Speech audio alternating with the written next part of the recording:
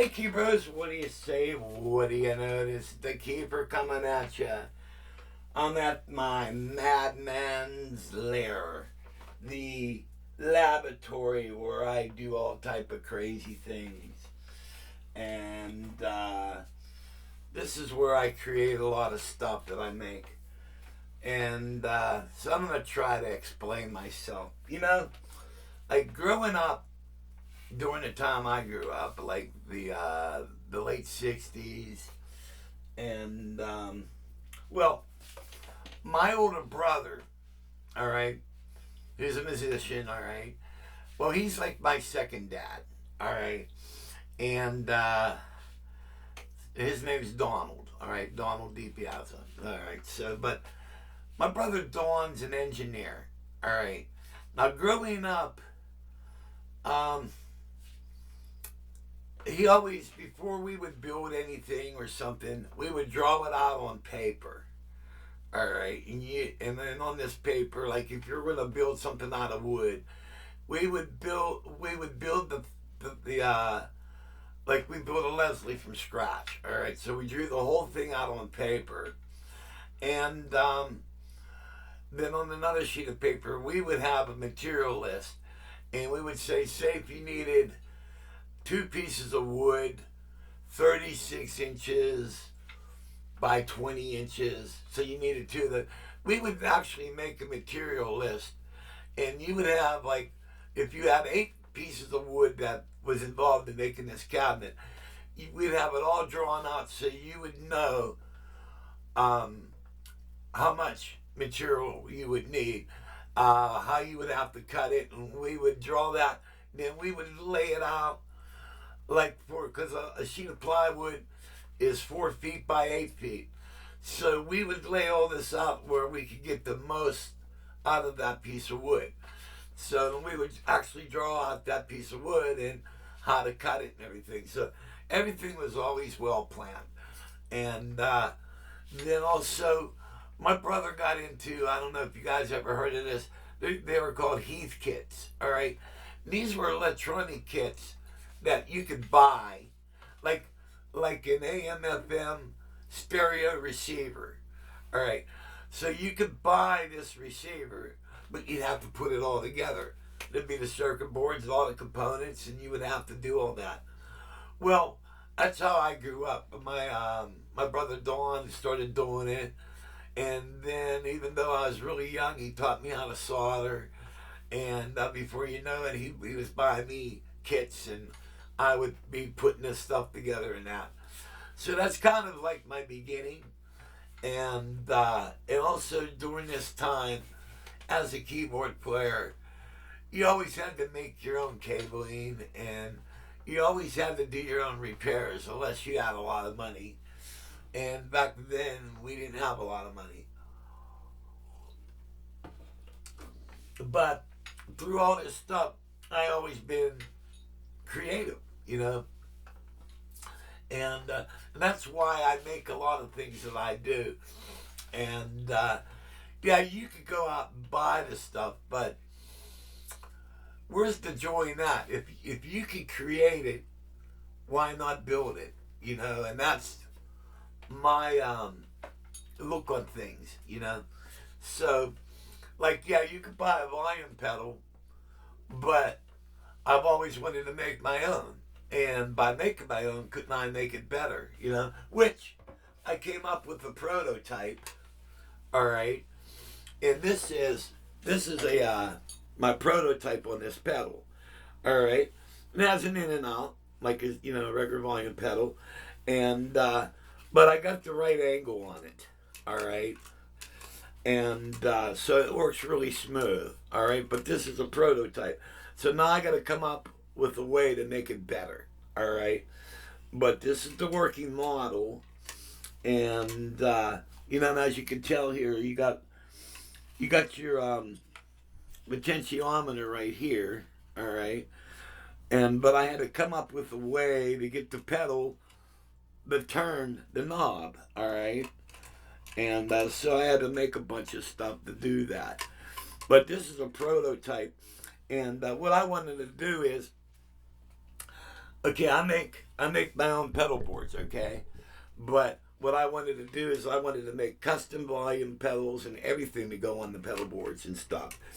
And so this is like one thing that I've gotten into. All right. Now I make a lot of stuff to make life as a keyboard player better. And a good example, okay, a pedal board. Okay. Why? Okay. Well, give you a good example. All right. Okay, I use 3 keyboards. So you got 1, 2, 3. So you got to have sustain pedals, volume pedals, and a bunch of other stuff. You got to have a little Leslie switch. You turn your Leslie on and off. All right. Well, when you go to set up, you have your pedal board. All right. You take your little pedal board, and normally, say, if you're using 5 pedals, all right. So that means you got your gig bag. So you reach in your gig bag, you take a pedal down, set it on the ground, then you have to go around and plug it into the back, then reach in the bag, take another pedal, walk it around. So you're doing all that. So before you know it, it's taking you 10 minutes to set up 5 pedals. But if you have a pedal board, you grab the pedal board, you set it down, all your ends are all color coded, and you put the colors on the back of your keyboard.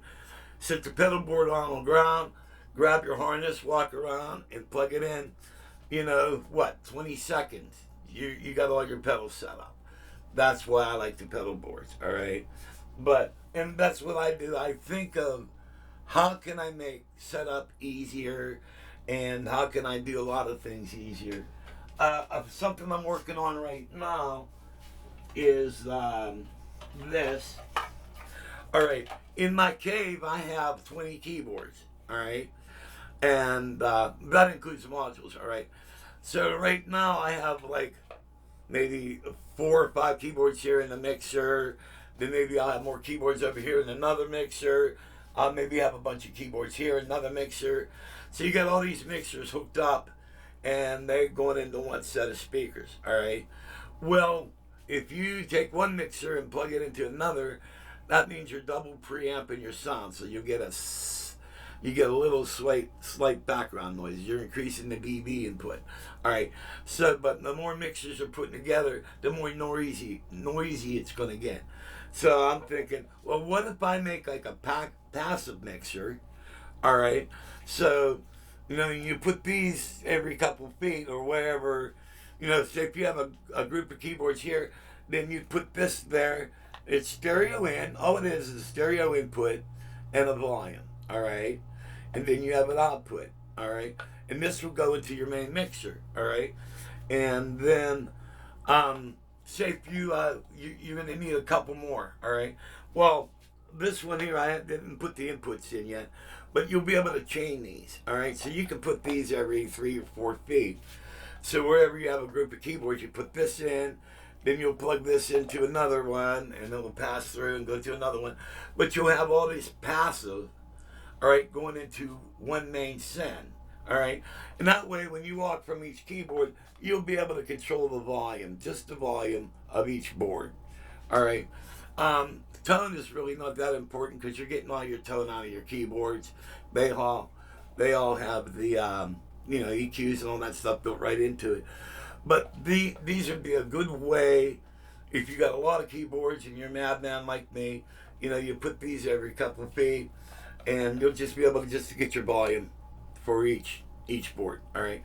And at the same time, instead of using 3 or 4 mixers, you're only using 1, all right?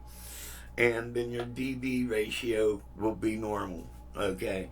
So these are what I'm working on. I almost got this one done. As you can tell, there's a lot of wiring in this, all right? So they take time to do. But that's one of the things that I've been working on. Another thing is, with the woodworking, I now make sides for keyboards, all right? And now these are sides for VR09, all right?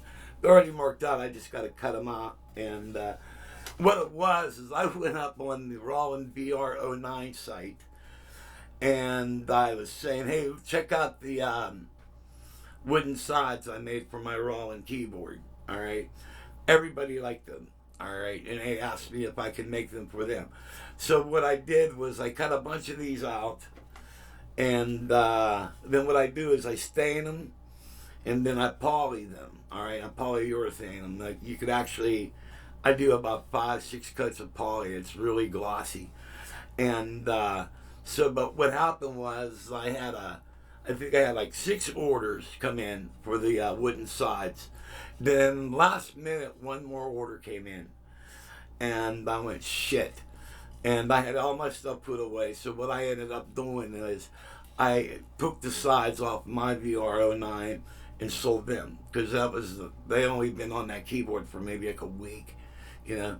So I ended up selling my own sides. So I got to make another pair for myself. But another thing I've been doing was the LED lighting for the keyboards, which is this is a mold set that I made. All right, and where's the remote? This has a control with it, but these just Velcro underneath the keyboards, and we're gonna get to that in a second. But basically, this is the start of it right here. I buy the kit, and then I basically this is the Velcro that I'm gonna use for it, and all I gotta do is cut out the strips for this and do some wiring, and this will be this will be a new set of lights. And but this is my area where I create all this stuff. All right, and it's a lot of fun. I'm old, I'm retired, and I like to do things. Another thing, I just built this. This is a large sustain pedal, like say if you're using just 2 keyboards, and so you need a nice sustain pedal, and this has a built-in Leslie switch. All right, so say if you had a piano, there's your sustain for your piano, but if your second keyboard's an organ, right here you just hit this with your foot, and that will turn your Leslie on and on. That's the output that goes into the organ. All right, then on the back is you have normally open and normally closed. All right, so this pedal will work on any keyboard. All right, and I made this one bigger, so some of the guys like a larger pedal that won't move. Also, it's got Velcro underneath that you can put on the pedal board. All right, if not, don't have to use it. I build these. I'll make a pedal any size you want. All right. And I'll ask you with or without Velcro. If you want Velcro on it, I'll include it. All right. So, but let's go over here, and I'll show you some more stuff that I build. And this is the stuff that's currently for sale. All right. And because you know what, I have a blast doing this stuff. And at the same time, being retired,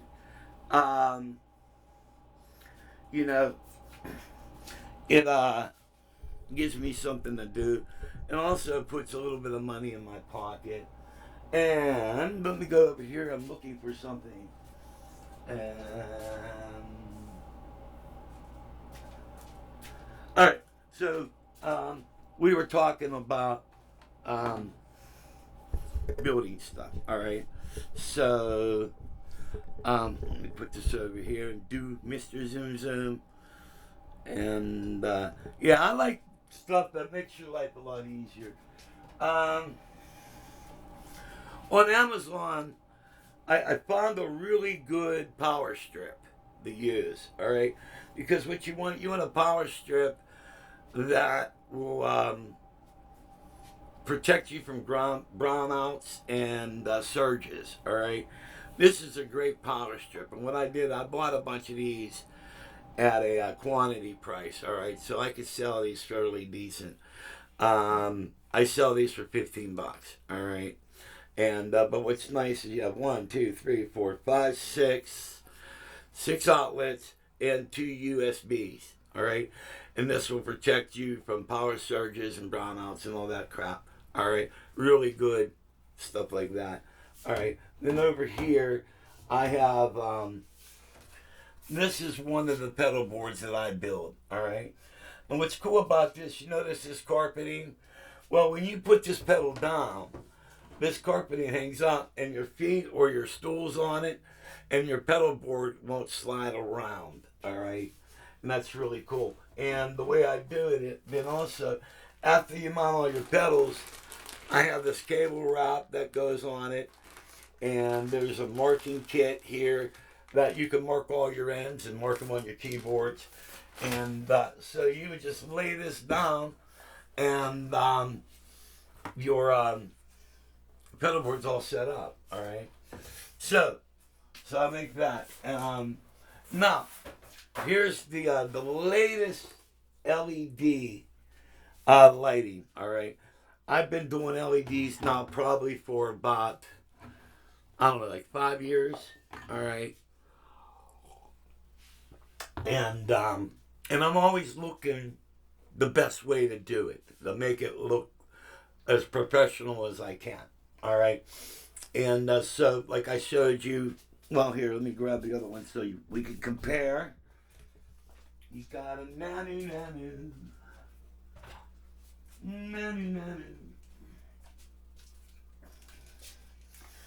The way I originally started out is I would just have the keyboard and I would just, it's just the lighting has double-sided tape on it. I would just stick that to underneath the keyboards, all right? That was the original. Then I was thinking, well, over a period of time, they get worn, all right? Because, you know, on and off the keyboard stand and stuff like that, they get wear and tear. Then also, what if you have a bunch of keyboards and you use these keyboards different? So that way you could actually take your lighting strip off the keyboard and put it on another keyboard because they just Velcro on. All right. So what I did was I mounted them on metal bars. All right. And then this is a good example, right? So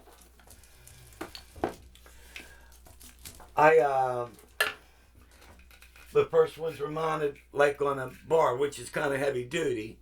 All right, but it's still thin. You know, you can still bend it a little bit. But then it's will Velcro underneath the keyboard. But the problem is like shipping. These, you got to find a long, skinny box to do it. So then I came up with the idea, well, by trade, I'm an air conditioning heating technician, so I always have metal. So what if I take a thin piece of metal and put the lighting on that? And that way I can just do it this way, and I can just put them in the box and ship them. All right. So that's what I originally came up with, and so that was this is like an older version then. All right. Now this is my latest version of it. All right. And this is a kit right now this kit right here sells for $75. All right. And I'm going to show you this. This is really awesome. All right. This is how you get it. It'll come right here. All right. And this will do two keyboards. All right. And it comes out with a nice little wiring harness. All right. And then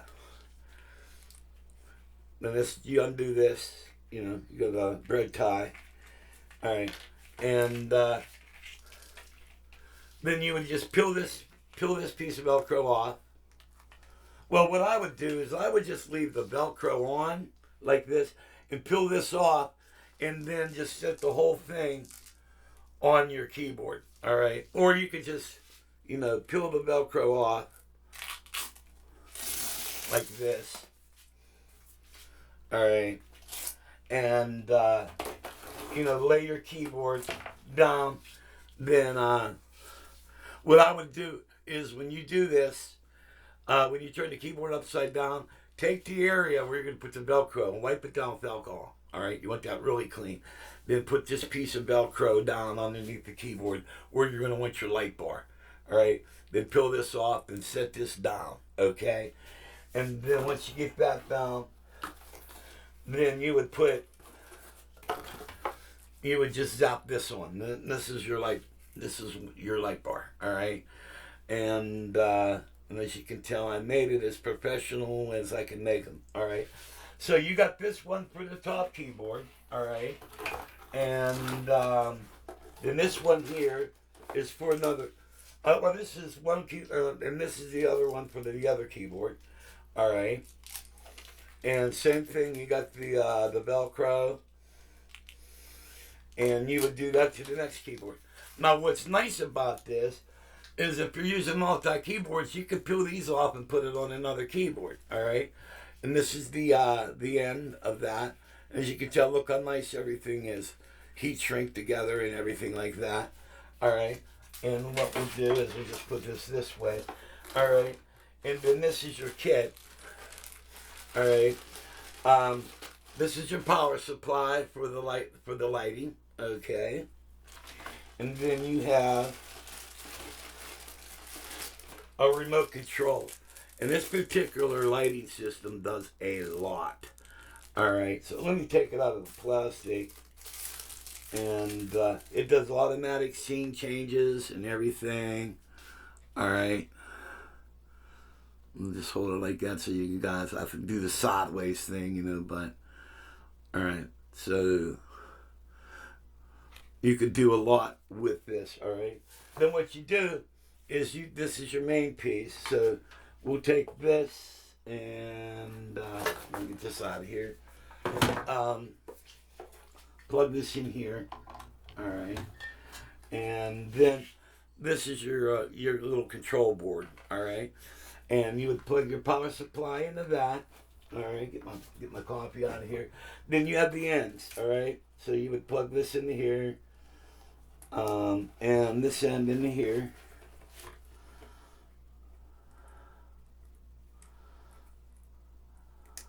All right.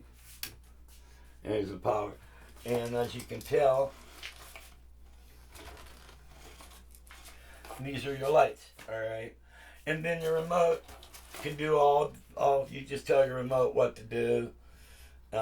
Change colors, red, yellow, and yellow kind of looks a little bit green, but you can make it do whatever you want to do by checking out, by using the remote. So this is the new LED lighting system for the keyboards. So if you're interested in that, that's $75. A lot of work because I have to. You got little tiny, like a head of a pin. You have to solder those to make all this to make all these at the right size. You know, if you want these wider or shorter, any size you want, I can do. This particular kit is 36 inches wide, okay? And then also, you know, for the pedal boards, I even make my own sustain pedals. This is a really cool pedal. It's a smaller one, all right? Plus and minus on the back. And it's got Velcro, so this will fit right on your pedal board. Really nice pedal, all right? And yeah, and I'm selling this one $25, all right? And then like stuff like if you have a keyboard and your volume's on the right side and you want it to be on the left, so you can just play and just kind of reach up and just do a quick. This is for the Numa keyboard, all right? And I call this volume dude, all right? And all what it is, it's just it's a volume control, and you Velcro this on the lower left side of your keyboard, all right? And in and out, and so instead of reaching all the way up to the right, you can reach right here on the left and just, you know, raise the volume. And a lot of people say, why don't you buy a volume pedal? Well, what if your pedal board already has 2 volume pedals on it? And like the pedal board I use out has 2 volume pedals. There's a total of 6 pedals, all right? If I would add another volume, I mean, it's just going to be insane down there, all right? And especially the Numa, I just use it for playing piano and layers. So if I need a solo, I mean, all I got to do is bump the volume up a little bit. That doesn't constitute using a volume pedal for that. You could just do that with just an extra volume. So I make these, all right? And these are for the new one, but they work. They work for anything, you know. It's just a volume thing. And then this here is safe for using keyboards, and you want to be able to either MIDI into one keyboard just for a certain song or something, but you don't need it on everything, all right? So what I made was a MIDI switcher, all right? And now this was the original type of style that I made. This will do 2 keyboards. So actually your third keyboard's your controller, and this will do your controller and 2 modules or 2 keyboards, all right? And so I make these, all right? And you can switch off and on whatever you want just by hitting your foot. So that way you'll have to unplug a pedal or menu dive, all right? So I make these. And this is more of a mechanical version. It just uses a switch.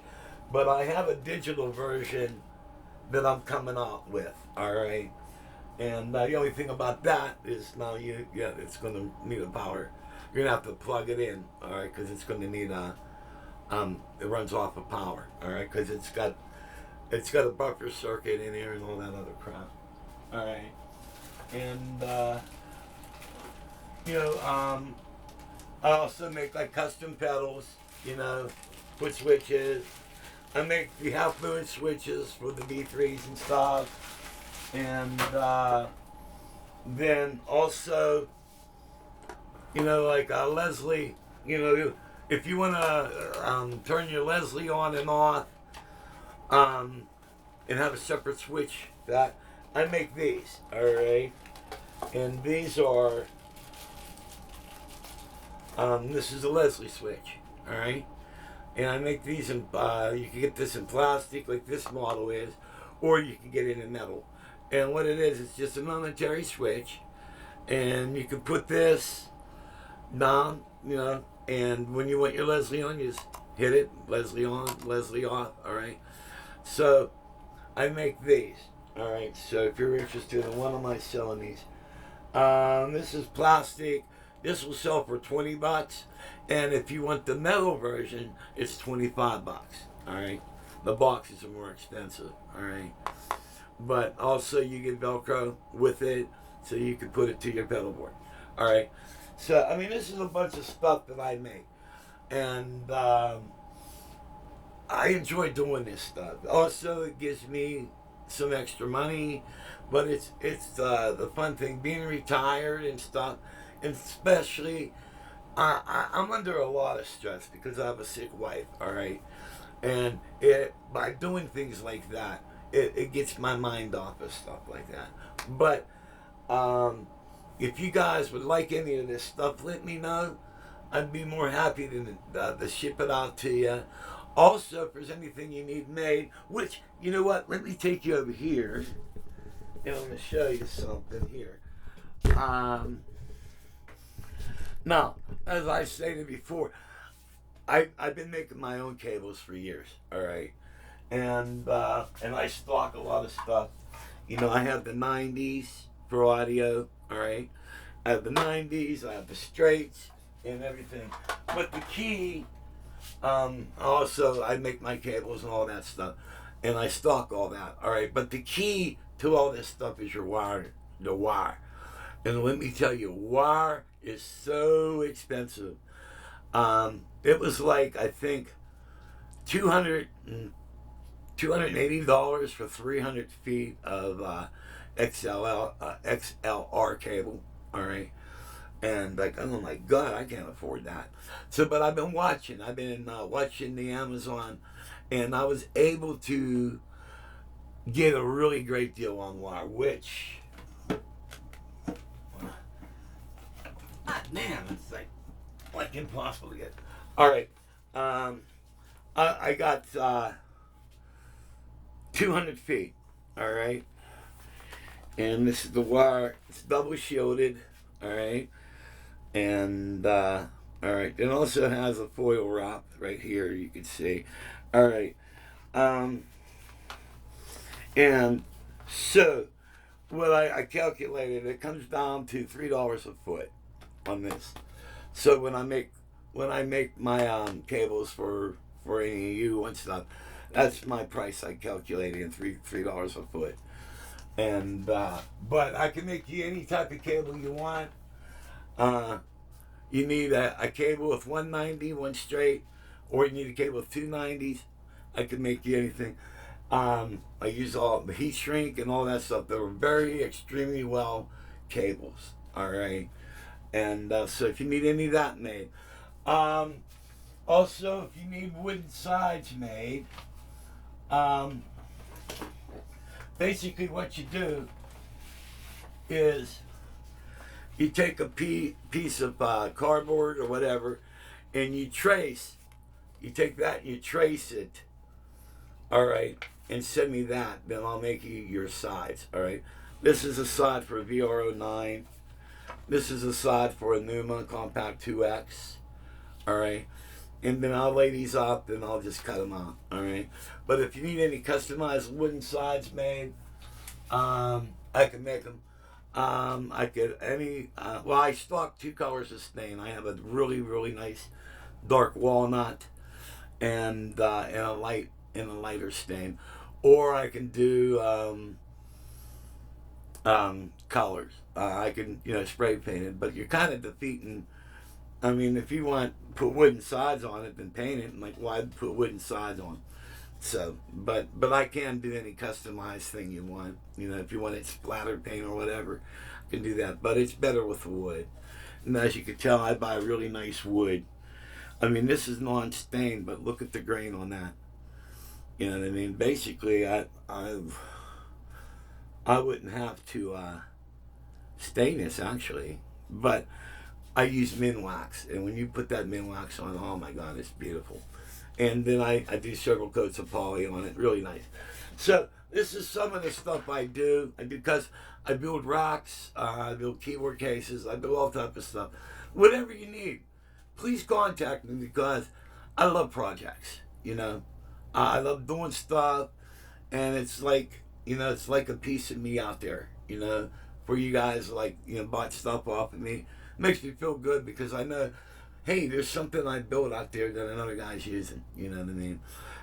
For you guys that do Hammonds or you have real Leslies, I do custom Leslie work, and I've been doing that since the '60s. All right, I have a super cool switching system, and we'll get into that later, or you can check out my videos on custom Leslies and stuff like that.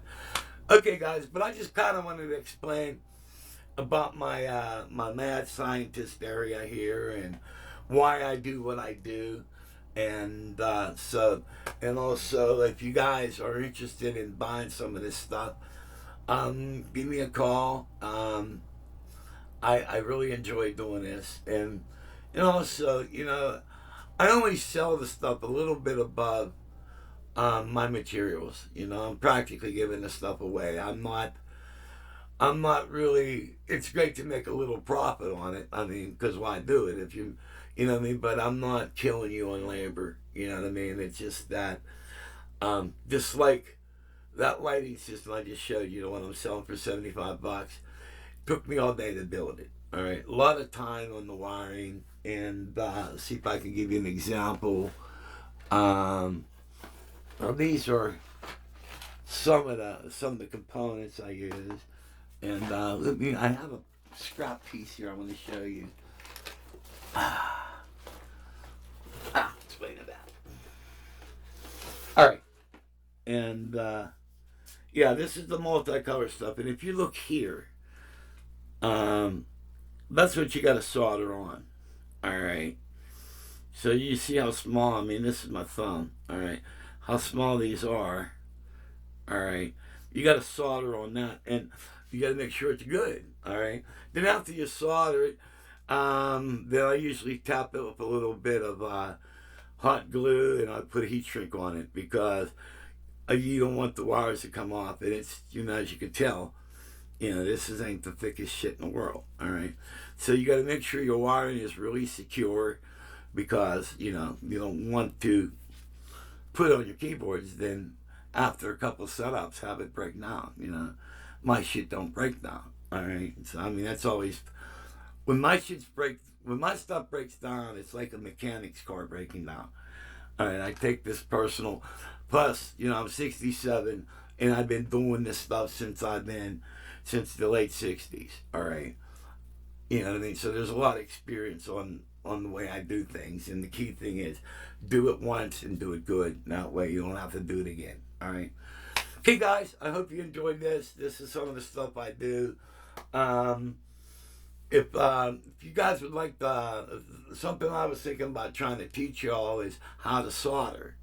And if you guys would like to learn some of that stuff, you know, you could save yourself a lot of money on just minor repairs. And a lot of this stuff that you send out, it's stupid. You don't have to send this out. It's so easy to do. So, but if you guys would like to learn some of this stuff, let me know. I'd be happy to make a video on it. So, my wife's doing good because she may have to go to a long-term care center for like a month or so. But I'll find out more today when I go see her. It's like really early. It's about 6:45 in the morning right now. So, okay, guys. God bless. See you when I see you.